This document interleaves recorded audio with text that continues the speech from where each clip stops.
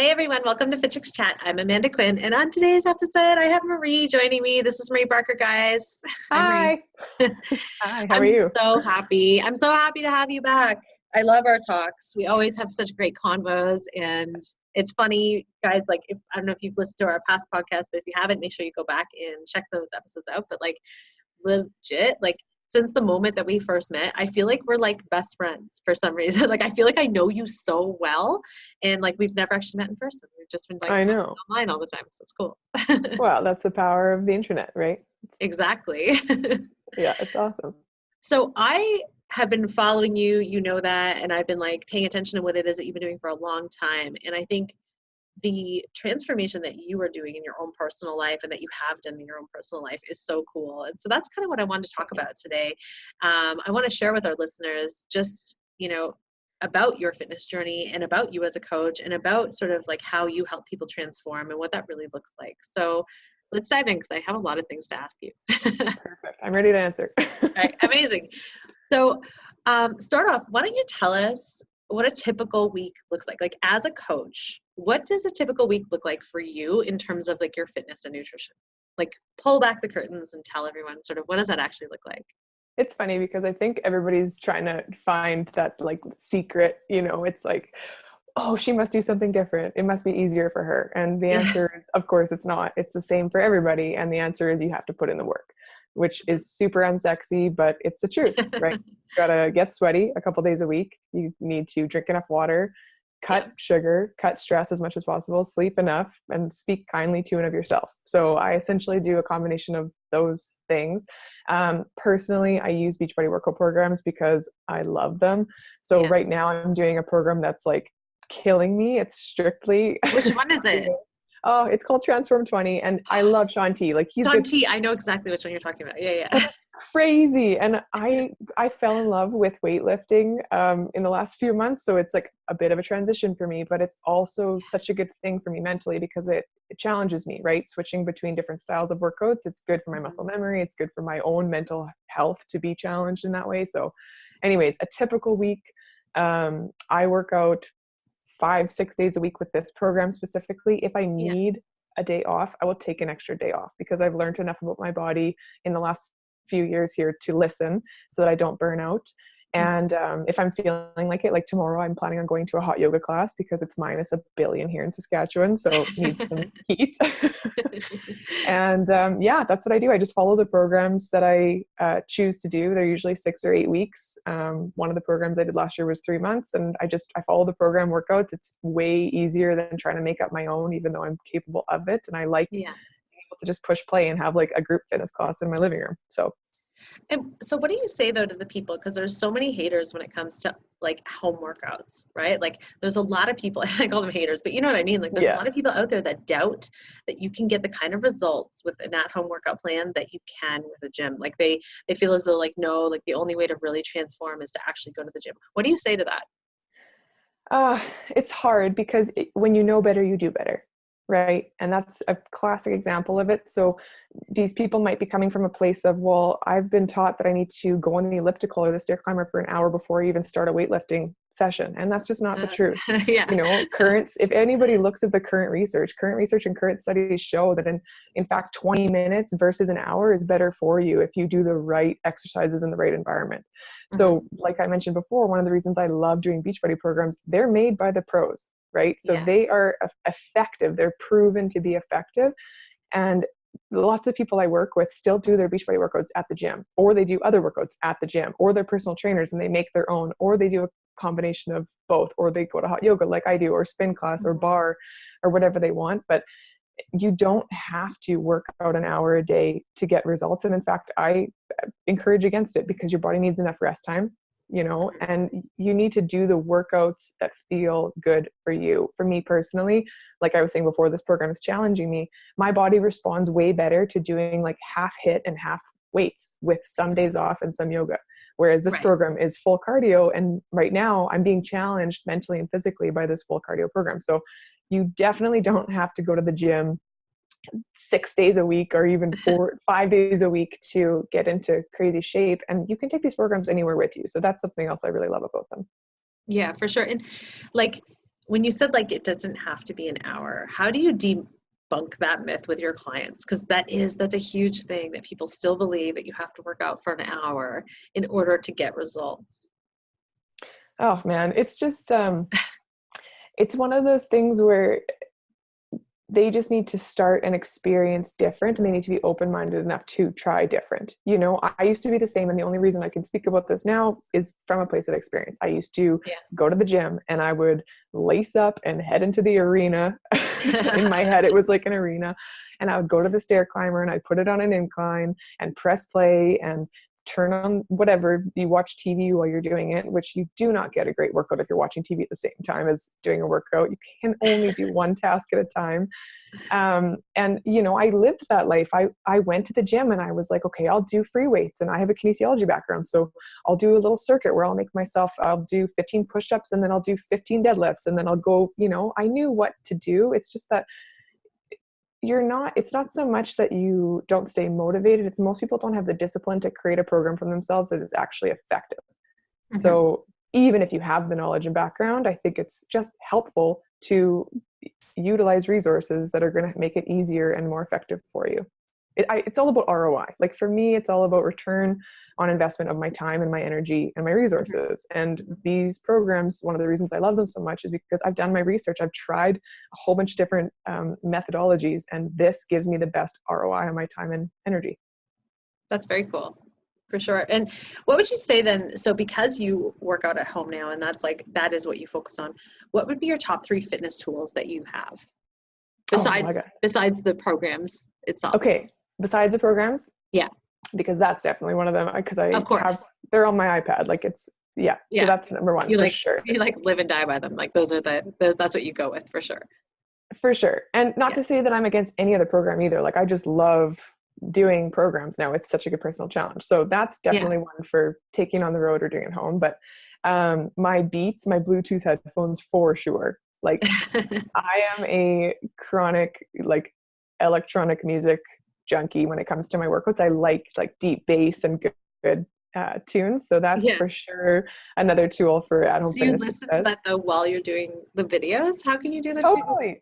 You just memorize the workouts? No, so I watch the workouts. It's filmed in real time, right? So it's like I'm at a group fitness class, but I'm in my living room. And so not that I have to listen to the instructions as much. You can. Lots of people really like the instructions because it's funny. The cast members interact. They show a time clock at the bottom too, so I'll know that this move is 60 seconds, this move is 30 seconds. Oh, that's cool. Perfect. This move is 15 seconds. You do 10 reps of this. So I love listening to beats while I use a product called Energize, which is a green tea based pre-workout. That is for sure another one of my reasons for success with home workouts, because some days you just don't really feel like working out. And so when I take that product, we call it hype juice in this house. And when I take my hype juice, I'm like committed to working out, and it's so delicious that I take it and I'm like, well, crap, like now I have to work out because I just drank Energize. So I better do my thing. And it just helps. And I mean, it's clinically proven to help too, but it helps me. So those are for sure some of my fitness success tools. What about like weights and like bands and all that kind of stuff? Do you have it all? You know, it's so crazy. You do not need a lot to be successful with good workouts at home. And obviously I've been working out at home for the last 4 years now. So we have some equipment. We've got free weights ranging from 10 pounds to 35s or 40s, I think is what we have. So I usually use like my 15 pounds, my 20 pounds, my 25. Like I rotate through those 3, and that seems to be good enough for me. And then as for bands and stuff, like I have a yoga mat, and one of the programs I did last year came with loops and sliders. So I have those to use if I want to, but you really don't need a lot of equipment to get an awesome workout. And like for that program I'm doing right now, it just uses a step. Yeah. That's it. So, you know, and I can take that step with me if I want to. I have the condo gym that I utilize some days too when I feel like switching up my scenery. So yeah, that's cool. And now, as a Beachbody coach, tell me, like, why did you choose Beachbody? And let me just say before you get into this, like, just so anyone listening, this is not a paid advertisement for Beachbody. No, not at all. I love that. Yeah. Hashtag ad. Exactly. Not at all. Not at all. I'm just curious to know, because I do know that a lot of our listeners are either interested in becoming coaches or are coaches or know people that are coaches. So what is it about Beachbody that made you choose to become a coach through that rather than using your kinesiology background and doing it on your own? A few reasons. Number one, I actually didn't choose the Beachbody life. It chose me. Being honest. I was at a really low place in my journey. I had just finished my teaching internship. My body was really inflamed with chronic illness and stress, and I had some weight to lose. We'll say, I'm pretty sure it was just inflammation, but I was in a pretty dark place with depression and some anxiety stuff. And I saw a girlfriend who just looked happy and healthy. And when I reached out to her and got involved in the group that she was running, they were using Beachbody programs. We were doing the 21-day fix workout program and drinking vegan chocolate Shakeology. That was like the shtick for that group. And so I did it after I researched it, because I do have a lot of dietary restrictions. And when she told me that I could get a discount on all my products if I signed up as a coach, and the sign up was free, I was like, where is the tape? Like, where's the too good to be true part of this? But it wasn't. It was, if you buy your pack, you invest in yourself and you get to sign up for free, get a discount, you make commission based on helping other people get set up with their packs. And there's other ways to earn money, of course. And at the time I was just starting my teaching journey as well. And I thought, well, hey, I could probably be really good at this. I'm a teacher. I love helping people. I got into education because I wanted to help people. I'm super passionate about health and wellness because I have this history of chronic illness, and I'm focused on self-love, and I'm focused on learning all these different wellness modalities and stuff. So then I just ran with it. But I started because I wanted a discount, and I stuck with it because I saw the potential of what it could do for my life. And in 4 years now, it's completely flipped my entire life on its head. I retired myself from classroom teaching with it. So it's amazing. Now, you touched on that you had a lot of dietary restrictions. Yeah. How did you know, for nutrition, what are some of the limitations that you have, and how did you identify that? Was it through, sorry, was it my cat just knocked over my water? Was it through a doctor, or was it through just trial and error, or was it through tracking? How did you kind of figure that out? Oh man, I get this question so much because people are so desperate for answers. And I will say that, number one, it took me many years. I've been working on this and self-advocating and researching and using trial and error for the last 14 years. Okay, so it took a really long time, number one. And number two, I learned that if I was just going to rely on my Western medical doctors' opinions of what was wrong with me, I was just going to run in circles.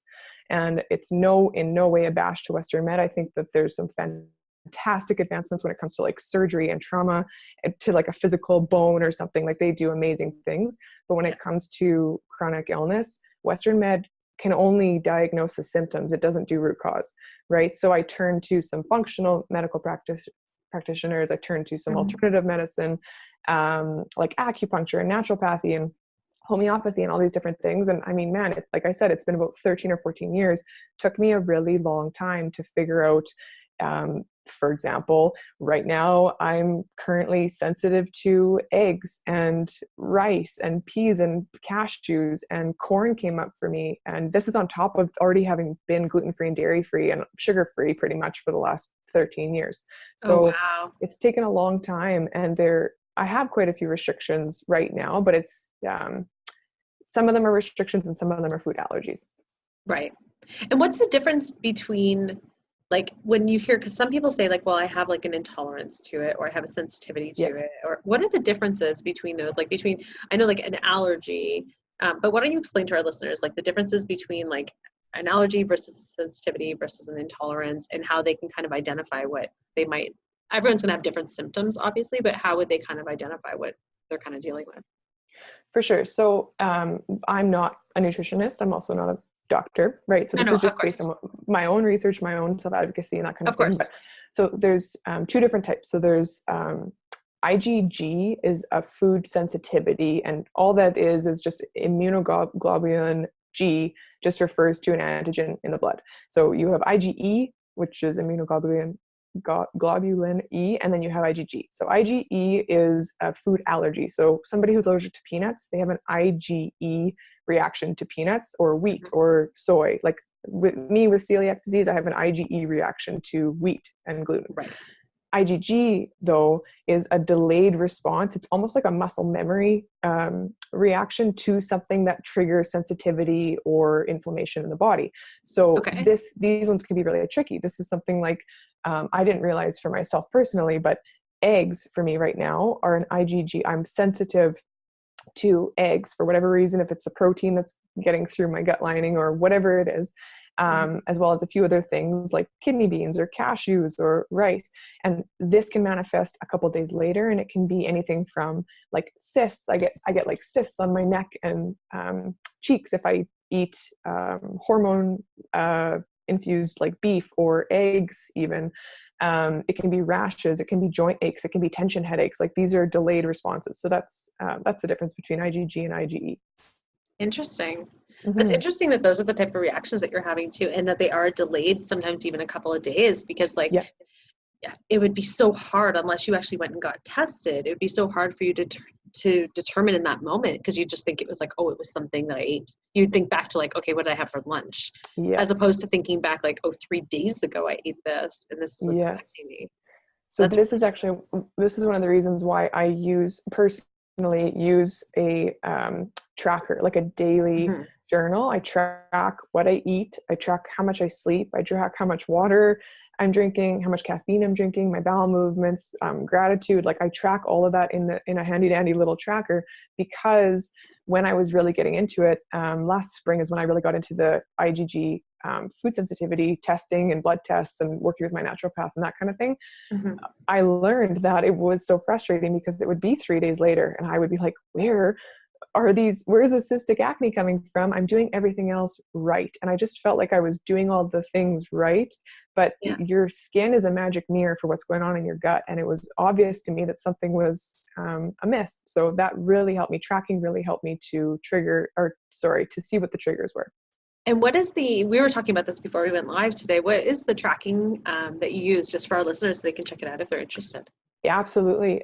So they are more than welcome to check it out by emailing me, or they can just go check it out themselves. But it's a program called the 2B Mindset, and it's a nutrition mindset program created by the RDN Alana Malstein, and she's fantastic. She's UCLA based, and basically the principles of the program are adding more water, more veggies, and tracking what you're eating, as well as your mindset, because we're emotional creatures, right? And most people struggle with emotional eating and then don't know why they can't stop eating chocolate cake late at night. So anyways, that's a program that I use, and the program itself actually comes with a tracker. Oh, very cool. Okay. Yes. And guys, if you listen to the end, Marie will share with you how you can get in touch with her. And then also I'll share with you her links and everything on our website. So make sure you check it out. Now, why do you think so many clients that you work with struggle with weight?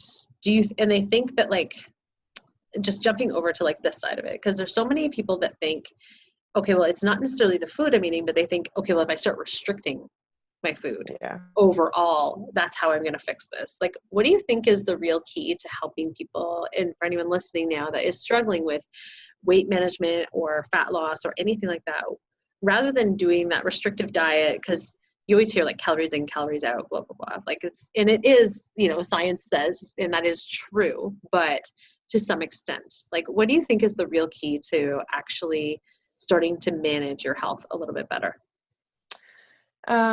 Okay, well, there's a few things, but number one, when I have clients who come to me and they're really, really focused on that number, I often will ask them, how is your life going to be different when you achieve that number? Yeah. And if I really dig and they really are honest with themselves, they realize, well, my life actually won't be much different if I achieve that number.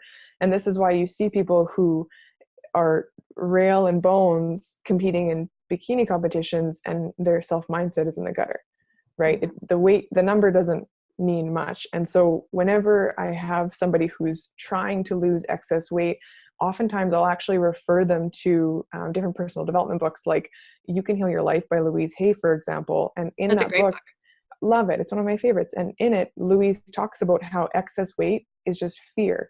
And so oftentimes I'll ask that person to journal about an area in their life that they're struggling, or what kind of emotions they're dealing with at that point in time. If there's some turbulent stuff going on in their relationship or their work life, or with some grief that they maybe haven't processed, or some kind of childhood trauma, it's going to be carried forward until you deal with it, right? Until you shine a light on that thing, you can't heal it. And for me, when somebody's struggling with weight loss, that's all it is. It's just, I have fear trapped in my body. And when you let go of that fear and you really address it and heal those maybe past hurts, it will melt off of your body.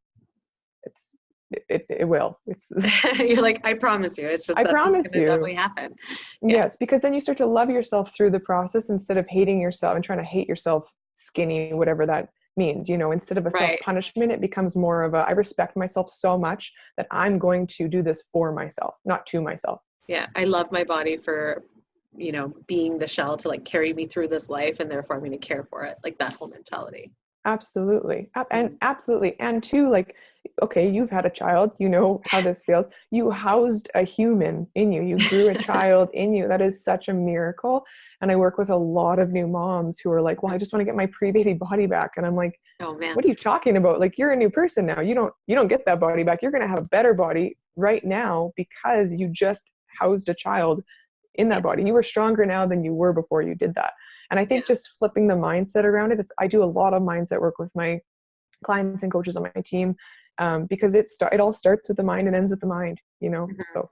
It's funny. I was just talking to someone earlier today about that too, about the whole mindset thing, and how when you're on a health or journey, a fitness journey, a weight loss journey, whatever you want to call it, whatever that journey is, if you don't start with the mindset, it's almost like don't even begin the process. Because if you can't flip your mindset and start changing the way you speak to yourself, and start changing the way that you see things, and start changing the way that you are approaching everything, even if you start following a plan and you follow it to a T and you do everything and you lose all this weight or whatever, you lose fat, you'll usually go right back to those old habits because you never changed the mindset. You haven't switched how you're thinking about it or how you're seeing yourself or how you're approaching your life. And so if you don't change that, you'll always revert back. And that's why you see so many people, I believe that's why you see so many people yo-yo and go back and forth, right?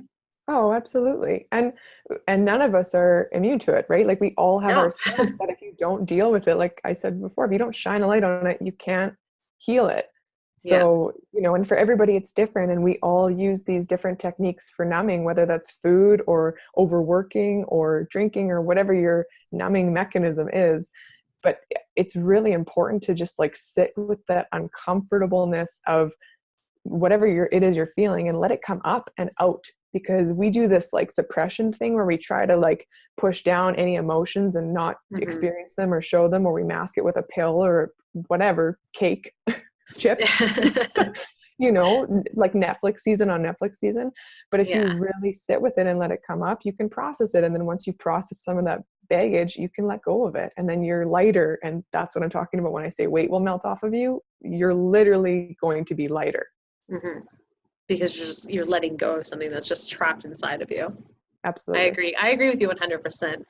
Now, in terms of like mindset stuff too, how do you approach it when you have clients that say, like, that come at you with like the whole good food, bad food scenarios? Because I personally just can't stand when people use those words, or like when they use like clean eating, or like because in my mind, especially good food and bad food, that when they start labeling things as good or bad or cheats and that kind of stuff, because for me, I think just food is food, and it's like it's just how you approach it. Like it doesn't have to be labeled as like a thing, and it could just be like, this is nourishing my body and this is good for good for me for these reasons. But you don't have to think of it as like, well, this is good food, this is bad food. What do you think about that? Well, I love that you said nourishing, because that's exactly how I teach my clients to think about it. So eating is a deep-seated, hard to touch topic, because so much of our eating habits come from when we were like 0 to 7 and watching mom and dad or whoever is your guardian, watching their relationship to food. So if you have a guardian whose relationship to food, subconscious or conscious, like if they are talking about it or just putting out the body language, you're going to pick up on those kind of things and often carry them into your adult life. So I try to teach my clients to stop eating so much for weight loss and weight gain. There's a lot of people right now that I see, and they're like, I'm jumping on the keto bandwagon because I'm hoping to lose some weight. And I'm just like, man, anytime anybody tries to use a specific modality or method of eating in order to lose weight, you will fail. If that's your outcome, if that's your desired outcome is weight loss, you will yo-yo, and you will continue to try thing after thing after fad after pill after wrap after Thank you. supplement Yes. until you realize that food, you need to eat enough food and enough variety of food to nourish your body. And it's all about bioindividuality. So while for somebody, veganism might be amazing for their specific case, for somebody like me, it doesn't work. I tried veganism once and it didn't work. I've got low iron levels and I need a variety of X, Y, and Z. So like I said, the bioindividuality is really important to teach, and really teaching clients to eat for nourishment instead of weight loss and weight gain. And I actually have my clients occasionally, I'll have them do this activity if I think it's necessary. And I'll have them just take out a piece of paper and split it down the middle with a pen. And on the left top column, I have them write foods that nourish me. And on the right top column, I have them write foods that deplete me. And I just get them to do a brain dump of all the foods that they know that like make them feel so good. You know, like I feel amazing when I eat an avocado. I will eat a full avocado every day if I can, like until I die.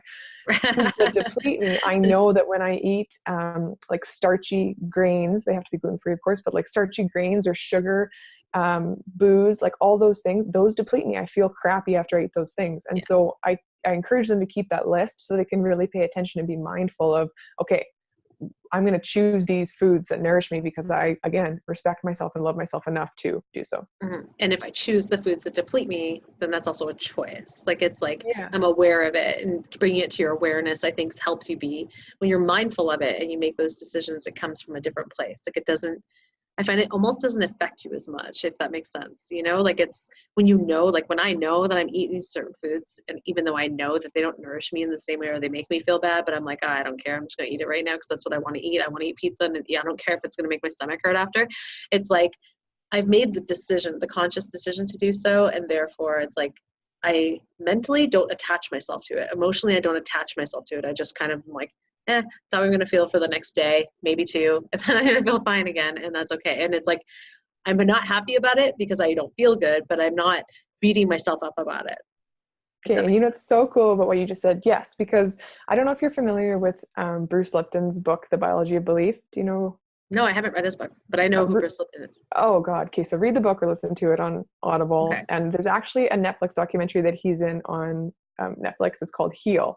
And I just recently watched that one also. But the coolest thing about what you just said is you just described the physiological response and how our body doesn't know the difference between perceived stress and real stress. So when you sit down and you're about to enjoy a delicious party donut from whatever, I know there's some sweet, like, you know, there's some like awesome donut places around. When you sit down and you're like, yes, I'm about to eat this. It's going to be a treat. I recognize that. I chose this for myself. I love myself. I'm eating this thing. I'm going to feel good about myself for eating this, even if I get a gut ache after the fact. Your body has a positive physiological response to you eating that donut, versus if you sit down and you're like, oh my God, I'm so fat. I'm so worthless. I need to eat this salad. I better not have dressing because otherwise I'll gain weight. Like, your body's going to have a negative reaction based to those thoughts. Yeah. You know, and I don't think a lot of people recognize that what they think it makes manifest in their body. Yeah. No, it definitely does. And it's mind blowing when you start recognizing that, you start making those conscious decisions to just be okay with your choices as opposed to letting them kind of control you. Well, and restriction too, right? Like that's a huge one for myself specifically, and lots of people that I work with. When you restrict yourself, you can only go so far before you're bound to swing back the other way on the pendulum. Yeah. Right. So if I restrict myself too much, I am so much more inclined to just be like, F it, I'm eating everything, you know? Whereas if I keep that, like the balance of like that ebb and flow to like, okay, I wanted to have that little treat, and I'm also drinking enough water this week, and I wanted to have the pizza watching the Super Bowl. But then I'm also going to have some green salad and salmon this week in my meal plan, you know, like just keeping that balance and not restricting yourself too much will take you far. Yeah, for sure. Now, another question I have about mindset is, how do you feel about people that use the scale to measure success? Because I think that the scale is, yes, it is like a physical thing that you are going to step on, but it's such a mental and emotional thing. I don't think it really has anything to do with, like, the number will affect you in such an emotional way that, like, in some cases, I think some people are fine with it, but then majority of the time it's not, in my opinion, a good thing. What is your thoughts on like using scale for success? I love that you like pause because you know how I feel about it. Okay, here's my honest, I Yeah, always try to be go honest, for but it. here's Like, my honest yeah. opinion on the scale. I think it sucks. And Yay. I think it's a useless tool. Similarly to like, honestly, to BMI measurements, like according Oh to the my BMI God. measurements, I'm obese, and I'm pretty I'm sure morbidly I'm obese. not. I'm morbidly obese. I know. I'm So, like, yeah. my doctor told me that when Oh, I went for like my annual checkup. She's like, "You're morbidly obese." And I was like, perfect. You need glasses, and I I'm going think to a different doctor now. I think we're gonna check that at the door. I think we're cool." So yeah, I think the scale sucks. I used to have an obsession with the scale, and I let it determine my worth every single morning that I went on it. And because I would let it determine my worth, I would go on the scale, I would see that number, I would be disappointed, I would feel like crap, and then I would go on throughout my day and I would starve myself. And it was a vicious cycle for me in Right? high school, right? And I was a young girl when I was doing this, like really young, when my body needed the nutrients and needed the love that I was not giving to myself. And I just think it's so stupid to care so much about a number that's just weighing your mass against gravity. Like it's a useless number, really, Yeah. truly, unless you have hundreds of pounds to lose, in which case it might be a helpful tool for you to use in conjunction with your doctor's protocol to lose a healthy amount of weight, right? But for anybody who is starting a fitness journey and they just want to feel better and improve digestion and energy and that kind of thing, use progress pictures, use how your Yeah. clothes feel, use if your digestion is regular. If you're not pooping, something's wrong, Yeah. right? If you're not sleeping, something's wrong.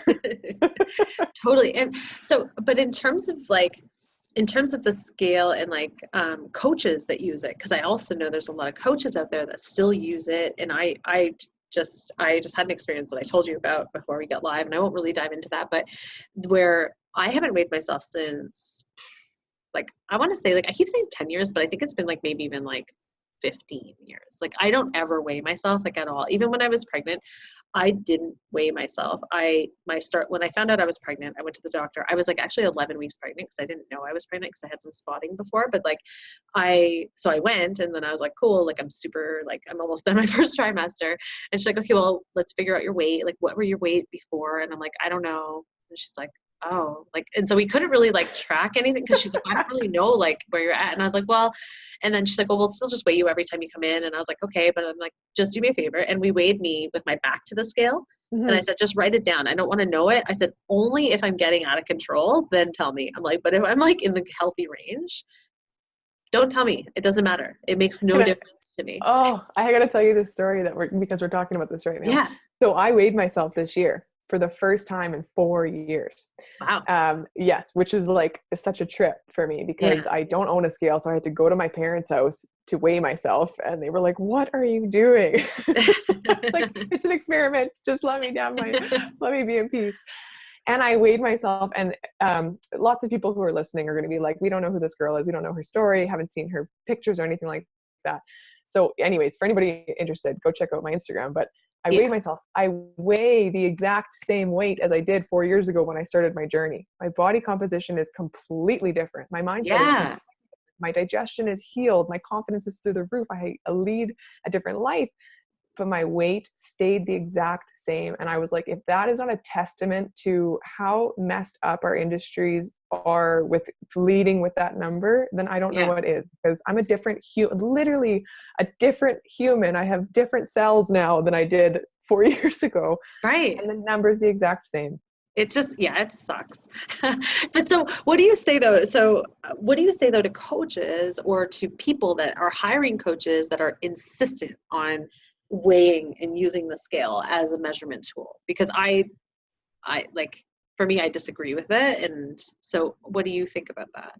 So I think it kind of goes back to that whole like bio-individuality piece. And I think that it's a personal choice. If you know that you have a crap relationship in the past with weighing yourself and deciding that your worth is dependent on that number, don't use a scale. Use the different methods, right? If you're totally fine with using a scale and mentally you're like, yeah, I'm good, I got this. This is not my worth. I totally understand that. And you have no emotional attachment to it, use a scale. I would also say too, like, this isn't something that I want to do personally, but I've seen people have a lot of success with weighing themselves every single day, because if they weigh themselves every single day, then they recognize how much it actually does flux, right? Yeah. Instead of weighing yourself once a month or once every 2 weeks or whatever. And so much of that is water weight, and so much of that is inflammation. So the scale isn't totally an accurate tool for progress. And so that's why I personally don't use it. Yeah. So you don't use it with your coaching clients as well? Ever. I encourage them to get rid of their scales, in fact. Good. Yeah. I say have a scale funeral. You don't need it. Progress pictures are where it's at. Honestly, you see yourself. I know, it's crazy. Well, especially because I was gonna say, especially because like even for you, when you look at your Instagram story, like when you look at you from 4 years ago to now, like your composition is completely changed. Totally and different. like, but you weigh the exact same. So for anyone who is using a scale that is like, but I'm not seeing the scale move, but I feel different, or my clothes fit different, like maybe just stop using the scale, because clearly it's not giving you a clear idea of what is actually happening. Yes. All right. So unfortunately, we have to wrap this up, Marie. I know it's sad because I know. I always like talking to you. It's always very fun. But can you end it off by giving our listeners your top 3 tips for anyone who is beginning to transform their life, that just they want to get started, or maybe they're on their health journey and they're maybe struggling a little bit and they're having a bit of a tough time? What would be your top 3 tips to keep them either motivated or get them going? Top 3 tips. Okay. Number 1, I would say, along the lines of our conversation with the scale, try to get rid of your obsession with the number. It really doesn't mean anything. And using progress photos and a journal to track like how you're feeling and your daily gratitude, and if you're going to the bathroom and sleeping enough, like that's so much more important and will tell you so much more long term. So that'd be number 1. Number 2, I'm a huge proponent of focusing on the good and gratitude. It's a scientifically proven practice that enhances your life, so what you focus on, you create more of in your life. And if you focus on everything that's going great in your life and everything that you have instead of everything you don't have, you will be a better person overall. You will be happier and more resilient overall. So keeping a gratitude journal, that's something that I definitely encourage, especially as you're starting on a journey where you might be going through some ups and downs and sideways patterns with a wellness journey. And then number 3, get an accountability partner. Like, we are so much more likely to stay accountable to somebody that we say we're going to show up for than if it's just us. And I think that's where a lot of people struggle. And, to be quite honest, I've talked to a lot of people in my last 4 years, hundreds actually. And a lot of people are like, okay, well, I purchased some workout DVDs 10 years ago and it didn't work for me because they just collected dust on the shelf. And I always respond with the exact same thing. And it's, dude, you need an accountability partner. You need a coach. You need somebody to hold you accountable to the goals that you set for yourself, the things that you say you're going to do, and somebody to help you recognize that you're not alone in your journey. And also that there are going to be challenging days, and that's okay, but just to respect the process and enjoy as much as you can of the process. Right. Mm-hmm. Yeah, for sure. Oh, I love that. Those are great tips. Well, Marie, again, I'm sad, but we'll have to talk again soon. Sounds great. I'll just bring you on. Like, I should have like a monthly or something with you. Monthly with Marie. Yeah, exactly. Love it. No, just because you have so much wisdom and so much insight, and we're on so much of the same page when it comes to this. But thank you so much for peeling back the curtains a little bit and sharing sort of your own personal journey, as well as sort of your thoughts around some of the things that I think plague a lot of people today when they are getting started or they are on a health journey. So thank you for that. Now, why don't you just share with our listeners how they can find out more info about you, how they can reach you, and get in touch with you for your programs as well. Awesome. Oh, I just appreciate you, Amanda, so much. Like, I love our friendship. And like you said before, every time we speak, I'm like, wait, how many times have we met each other? Like, we've not known each other our entire lives. I know. So I actually have a brand new website that's almost launched, but if you go to my website, mariebarkerwellness.com, you can poke around there to kind of read some of my story. I'm on Instagram every single day at Marie Barker Wellness, and I'm currently actually running a mindful to mindful challenge. So mindful, F-U-L-L, to mindful, F-U-L, challenge in my online wellness community. So if anybody's interested in discovering ways to de-stress and become more mindful, that's something I'm currently offering. And yeah, they can check out my stuff on Instagram. Awesome. And guys, also check out fitchexacademy.com. If you go under our free stuff, you can see the podcast link, and that's we'll have all Marie's info there too, so that you can link through directly from there if you missed it in here. Okay. So Marie, thank you. Thank you so much for your time. Thank you so much. I really appreciate you. No, I appreciate you so much. And guys, thank you so much for listening as always, and I'll talk with you soon. Okay, bye.